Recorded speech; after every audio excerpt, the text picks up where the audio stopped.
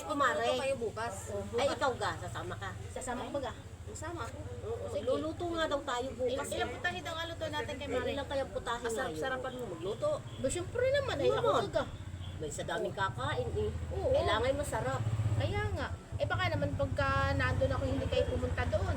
Kakain lang ako doon. Kami. Ay kakain pag huwag naman ganun. Kakain lang. Siyempre tutulungan niyo ako magluto. Tutulong ako, makain lang ako. Hugas Oh, nalabit mo ba ako? Bumalagay ko sa'yo.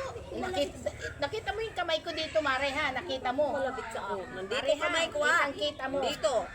Ano, basta tutulungan mo ko bukas. Oo, tutulong kami bukas. Tutulong kami kakain.